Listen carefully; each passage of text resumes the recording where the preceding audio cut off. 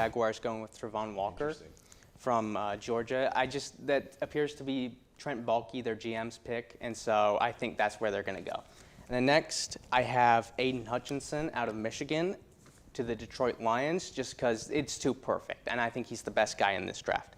Then I have offensive tackle Ike Ekwonu, and I just think he's, probably the best draft prospect out of the offensive linemen in this one, and so that's where I'm going. And they need a bit of everything in this draft. The Texans so he can do a lot for them. This up. They need he can do a lot for them. Yeah, they do. And then I have Ahmad Sauce Gardner out of Cincinnati. No touchdowns allowed going to the Jets. Robert Saleh, a defensive-minded coach. He's going to be a great addition for them if they draft him. And then fifth, the Giants need someone for Daniel Jones and Saquon Barkley. Yep. So Evan Neal is the guy to go with. I think he's probably the safest pick in this draft. So that's my top five. That's a solid. I like the Celtics and Nets one simply because of the narrative all around it. Kyrie Irving flipping off the Boston fans. Kyrie was giving it right back to him. Oh my gosh. The Celtics win the first game on a buzzer beater, and then the second game they have a second half comeback where there's a lot going on there, and you got Kevin Durant. He just vanished. He's got to play 0 better. of 10, 0 for 10. 4 turnovers. Yeah. He was thunderstruck there. And nice one. we might see Ben Simmons coming back game 4. We'll see how that goes. And I think also with the super teams, this might be interesting because the Lakers, their super team, didn't even make the playoffs. And then the Nets, if they lose in 4 or 5 games, that'll be an interesting dynamic there. And let's not forget. Yeah, the series you just mentioned, the Suns-Pelicans. I did not expect the Pelicans to be taking a game this early on in Phoenix. And now that Devin Booker's out, I think there's a legitimate chance that the Suns could lose this series because they're not as good without Devin Booker as they are with him, obviously. And he's their best scorer. So we'll see how they rebound and see if Chris Paul can provide that veteran leadership to help these guys get through that injury. What series has us most excited this weekend, Chris? I actually like the Rangers series because I think that this is a good chance for them to show that the additions that they've made in the offseason mean something and are a positive direction for the team, especially since they're facing the Blue Jays, who are a really good team. They could make a World Series run. They got Vlad Jr., a lot of great hitters. So I really want to see how the new additions work with the Rangers. Chris, you agree? You got a different rule? That's a good one, but I actually like the DH rule because I think that could lead to more players that are like Ohtani who kind of can do both. Oh, I love it. That You would see be that a fun lot to in high see. school too, Yeah. right? That's something that would be pitchers really hit. fun to see going forward. I mentioned the Blue Jays earlier. I'm going to go with the Blue Jays. I like their hitting. They got really good hitting, and they got a pretty decent lineup as well in pitching. So I want to go with Blue Jays. I think Vlad Jr. In the will. state of Texas. In the You're state of Texas. In the state of You're Texas. gonna You're gonna go with the Blue You're Jays. going to say I those like words Vlad with Jr. your mouth full like that. The Rangers aren't there yet. It's okay. If they were I don't there, think I'd say the are, Rangers. but No. Jennifer, I think please they'll be bring some good. sanity. Yeah, you so I'm loved it, happy. I'm but- happy about it, but I was shocked when I first saw that he wasn't going to be signing with Dallas because I was like, wow, he was in the pocket, and I was like, I figure, Dallas, pretty good team, and if you're staying there, you want to stay, and especially since it's for the same contract, and I think that's very telling, is that it's essentially the same thing with different salary forfeiture clauses, and so that just surprised me. You think they would have probably grabbed someone by now, because there's still some decent names on the market. You got Julio Jones at wide receiver. You got Bobby Wagner still available. So I'm surprised that they haven't tried harder to get one of those guys. Yeah, I think offensive line's the way to go because, Terrence Steele, he's good. He's going to be a good starting replacement. But Tyron Smith, he's getting up there in age. He's got injury problems. That could be an issue if you don't have a good left tackle to protect Dak, your multi-million-dollar man. Yeah. So And let's be real, it's not like Connor McGovern is going to yeah, step and- in and be a great replacement also- for Connor Williams, right? And also, there's not that many big offensive lineman names left, whereas the other needs, there's still guys you can bring in. Yeah, I absolutely agree. The strong defense. Robertson, he had 2 hat tricks over the weekend. He's my age, so they're really set for the future. And, they got a good defense, and Robertson brings some nice scoring to the team. And Ottinger, 9-3-1 in the last his last 13 starts, which is 13 of the last 15. That's really good. Can they keep it up, Chris? I think they can. And I think because the young players have been a key part of this success, they're just as the season goes on, they're going to heat up and heat up some more. And I think that's going to lead to some good things for the Yeah. Stars. And they have that veteran leadership as well with Jamie Benn, Tyler Sagan. So they're in a good position. Yeah, I mean, absolutely. He's 8th in save percentage. He's been fantastic for them. And I think their defense is a big part of why they're where they are. So Ottinger as your goaltender, that's something that you want to hold on to. Do the Stars stay put, or do you think they need to move on from someone? I'm not entirely sure, and I think it kind of depends on what direction you're going, because there's Yeah. still a lot of time. They could be falling out of the playoff picture, or they could be well in it. So I think it depends, do you go for a home run move or not? John Klingberg is a guy who I think they could trade. He had a contract dispute, and so do you want to risk a playoff position for him, or do you want to get something in return? I saw the Kings as a potential candidate to get him. They've got young guys like Gabriel Villard, who, bringing in guys for him would be very helpful. If you're not going to make a great playoff run, if you're playing a team like the Avalanche, maybe not going to make the Yeah. Stanley Cup run this year.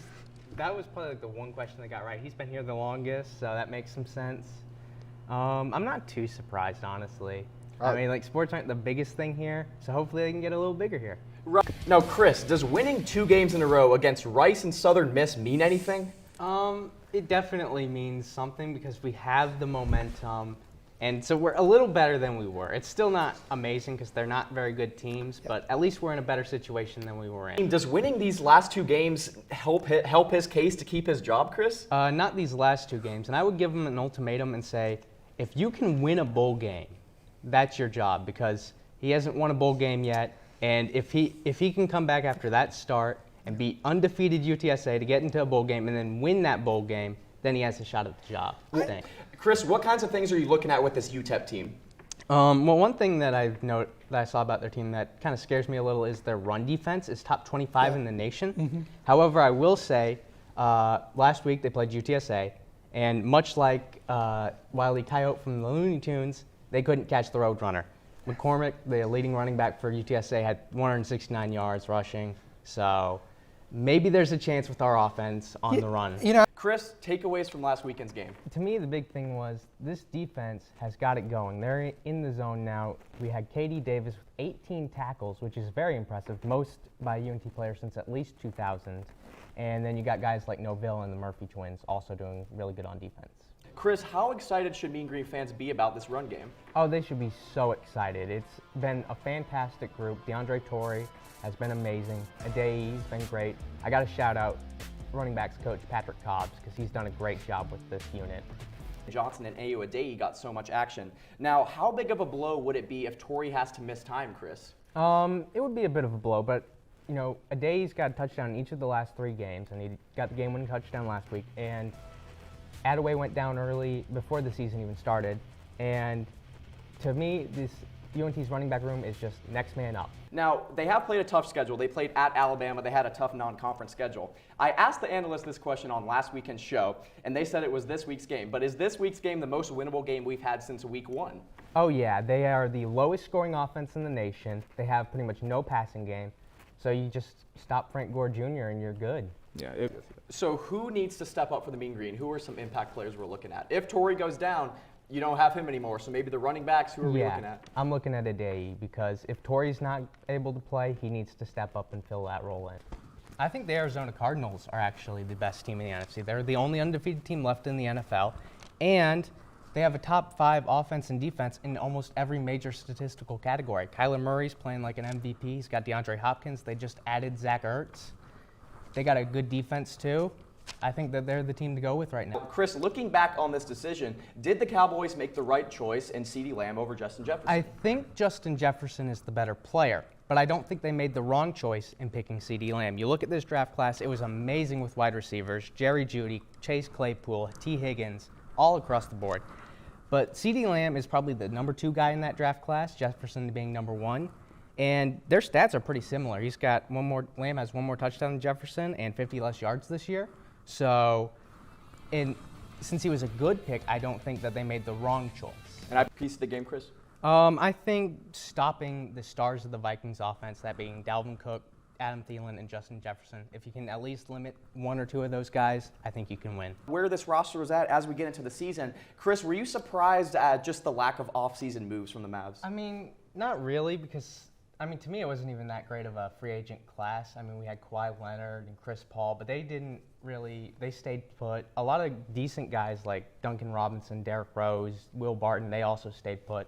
So you only have like Kyle Lowry and DeMar DeRozan on the move. So, no, not really. And they did make a few moves. They added Moses Brown, who showed some promise, Reggie Bullock, Frank Ntilikina.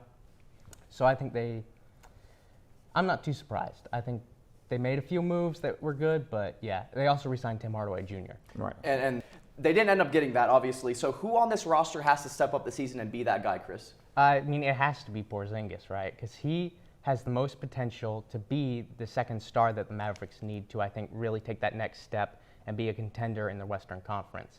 Because you look at the other teams ahead of them, the Lakers, the Jazz, the Nuggets, the Suns, maybe even the Clippers if Kawhi Leonard's healthy. It's a lot of competition there, so they need him to step up and be that second star for them, and hopefully he can get more involved in the offense. Chris, how good does Luka have to be for the Mavs to get far this season? I think he has to kind of show what he showed in Slovenia, maybe be a top 3 MVP candidate for them to be a legitimate contender. Because with Slovenia, he almost got them to medal.